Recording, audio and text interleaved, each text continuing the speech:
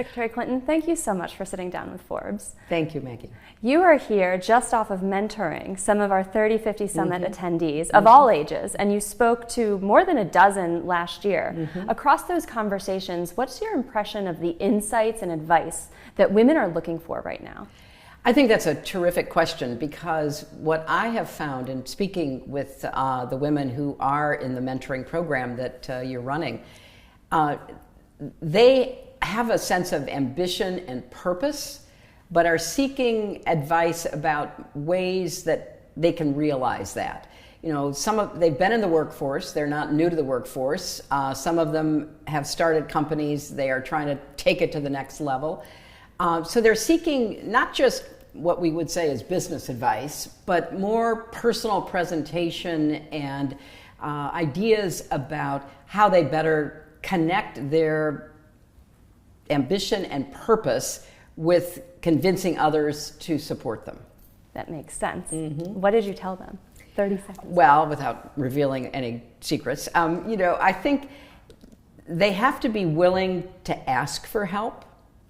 I think a lot of women worry that if they don't act like they already know it, that people will think less of them. But in fact, asking for help is such a sign of respect for the person you're asking that it often can lead to additional opportunities. So don't be afraid to say, well, I'm asking for advice because I need to hear from somebody who's got more experience or who is coming from a different perspective. So I think it's encouraging them to have the confidence to go out and see what others can offer that will help them. Now, we are speaking just a few months after two very prominent female leaders, Jacinda Ardern and Nicola Sturgeon, announced their resignation. Can I ask, what's your reaction to their departures? I know two is not a trend, but I was saddened by the news. Well, I think it was telling that both of them said pretty much the same thing, which was, I've given everything I've got to this job. I've done as much as I can, and I need to step away because I don't have the kind of energy and focus that I need. I respect that. You know, in the case of Nicola, she's been the leader of the Scottish party and government for a long time, I think since 2014. And going through COVID was a real ordeal for any leader, but especially, I would argue, for leaders with empathy, leaders who cared about what happened to their people. And so both she and Jacinda gave so much of their compassion, their empathy, their feelings toward taking care of their people. It wasn't a job for them, it was a mission. That's exhausting. And it does drain you. And I think when Jacinda, basically said she just didn't have any energy left in her tank. I mean, she was saying, look, I've given everything I could. And it's interesting, Maggie, because, I got into politics and into public service because I basically wanted to help people. I wanted to create better opportunities for people. So when you are really connected with, related to the people you are trying to serve, you take it very personally. It's not just a job that, you kind of go out, make a speech, go back, talk to some other people that are on your team and call it a day. You are deeply involved. And when you have that sense of connection, it does take a lot of energy. So I respect both of them. I hope that they both find new ways of serving and that they are really fulfilled by what they do, because they're terrific women. I know them both. They are. I noted that Jacinda has already been replaced by a male politician, and I'm wondering, what's your sense globally of the pipeline of female leaders? I know it's not always a woman leaves and another woman steps in, but how can we strengthen that pipeline? Well, I think in both government and in business, because Susan Wojcicki also left YouTube after really building it into the success it became. You're not always going to be followed by a woman just because a woman had been in the position. which means that we still have work to do in both identifying and supporting younger women to get into that pipeline and to, basically pay their dues, demonstrate their capacities to get the job done, and be in a position that they can step into senior leadership roles. It's a struggle. It never ends. It is still harder for women, particularly women with families, to put in, the kind of constant attention and effort, undisturbed by other obligations, that I think is necessary in many of these endeavors. And that argues for making it institutionally easier for women to combine family and work, something we've talked about here at the conference.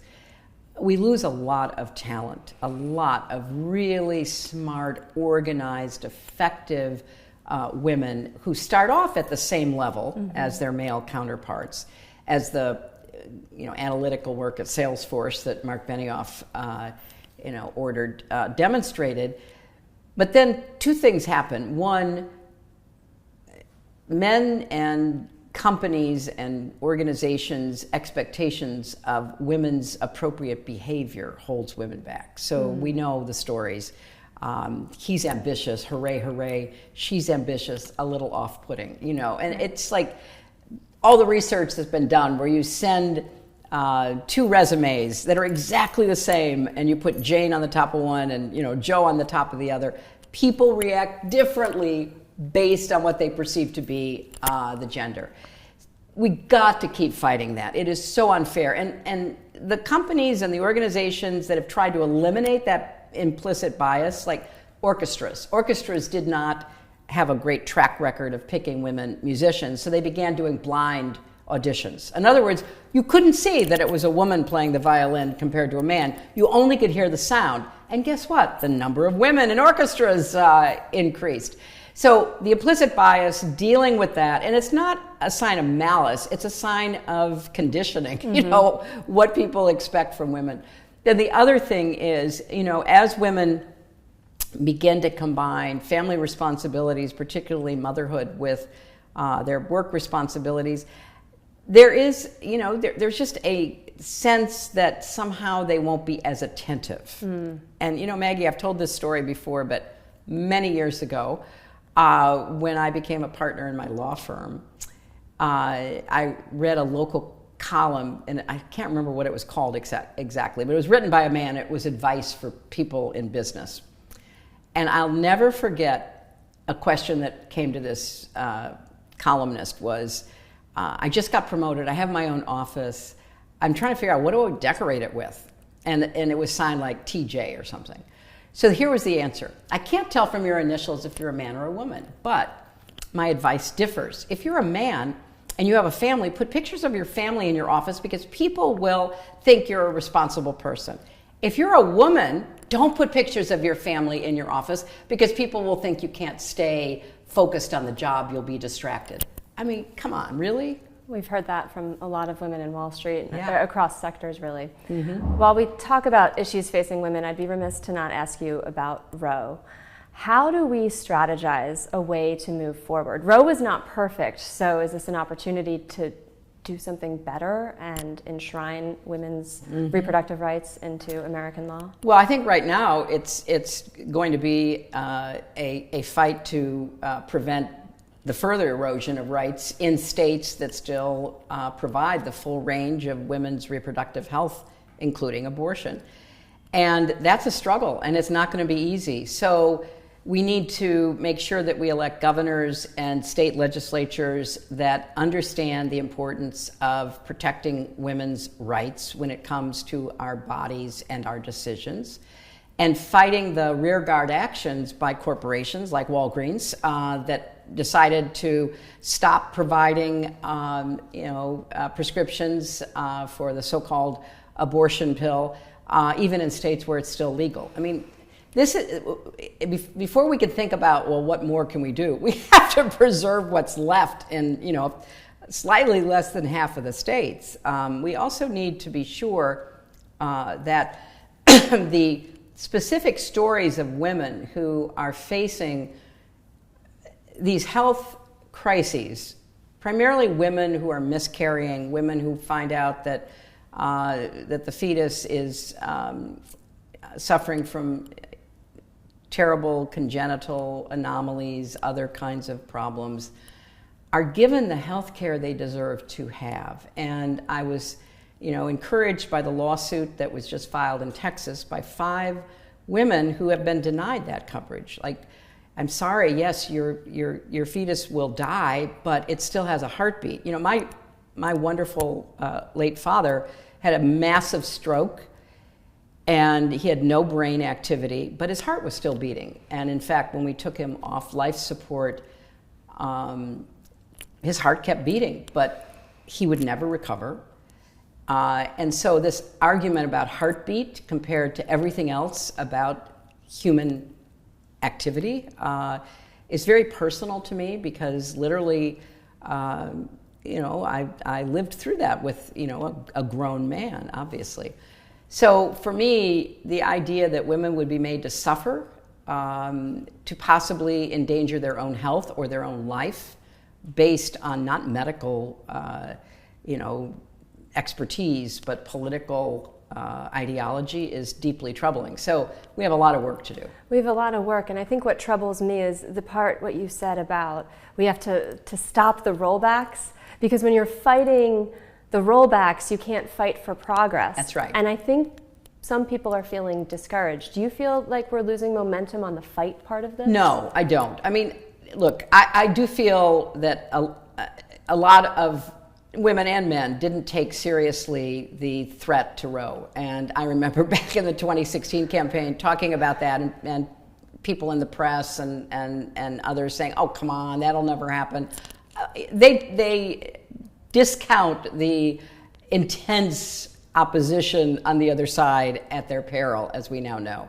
So there are lawmakers in some states who want to prohibit women from crossing state lines to seek the health care that they deserve to have. There are obviously legislators who want to end medical abortion. There are legislators who want to, really make it clear that women are secondary citizens without the autonomy and rights that we deserve. So take it seriously, because as bad as it is now, it could get worse. And for people living in states like New York or California who say, oh yeah, but I'm fine. No. National decisions like the one pending before a very extreme judge in Texas to eliminate completely access to medical abortion will affect you as well. You mentioned the 2016 election. We're heading up on another election cycle, Right. So I have to ask, do you think President Biden should run again in 2024? I think that's totally his decision. Absolutely. I think he's done a really terrific job. I think the legislation that has been passed in terms of building our infrastructure, fighting to reestablish the United States as a manufacturing superpower on chips and solar and other things, expanding healthcare, everything that has been accomplished against pretty difficult odds is quite remarkable. And it bothers me that a lot of Americans kind of just, roll their eyes like, oh, okay, fine. So we're going to get new bridges and roads and ports. And yeah, we're going to try to build chip factories to compete with the Chinese. And oh yeah, by the way, we dropped the price of insulin for people on Medicare, and we're expanding healthcare another way. This is a big deal. And so yes, I want him to run if that's what he wants to do. And of course, I'll support him. If he doesn't run, will you? No, no, I won't. But I think he is going to run, and I want to make sure we continue the progress, and we don't elect people who literally want to strip your rights away, destroy Medicare and Social Security, impoverishing people in their older years, making it difficult to keep our public education system and our public healthcare systems going. Come on. Really? Do we want to live in a third world country? That is the agenda of the other side. And it favors the elite and the powerful and the ideological at the expense of everybody else. And I don't think anybody should want that. We've been talking all conference about the power of multi-generational leadership. As you look at your leadership, Gloria Steinem's leadership, Billie Jean King's leadership, how do you pass the torch to the next generation of global female leaders? Well, I think we do it by coming to conferences like this and, being able and willing to talk about what we've tried to do, the successes and the setbacks, and connecting with young women from around the world who are willing to take up that torch and run with it. Are you optimistic at this moment in time? We've talked about some issues. Yeah. There's a lot facing women. I fundamentally am optimistic. I'm an optimistic person, but I also remember the words of my great friend Madeleine Albright. I'm an optimist who worries a lot. I think I will steal that. It's a good one to steal. Secretary Clinton, thank you so much for your time. Thank you, Maggie.